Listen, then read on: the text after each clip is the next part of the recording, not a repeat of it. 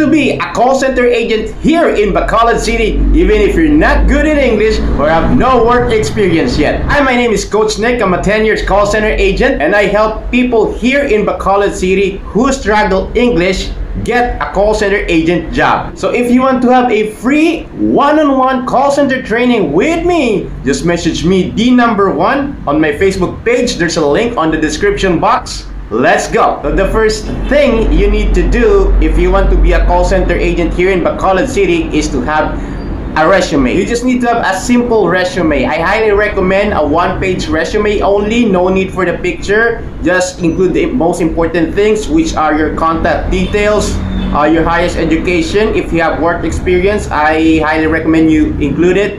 And then if you don't have, then put your skills and then reference. Once you have your resume, I highly recommend you print at least probably 10 resumes because you're gonna send or submit a lot of them. And once you're good with your resume, let's dive into one of the most challenging but most exciting part of the hiring process, and that is passing the initial interview. Now, to pass the initial interview, even if you're not good in English, there are some things you need to remember. Number one is to never ever say anything bad about yourself.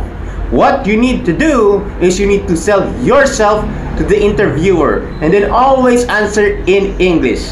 Yes, as much as you can, use English. Simple English is good. Actually, simple is king. And then always end your answer with "that is all."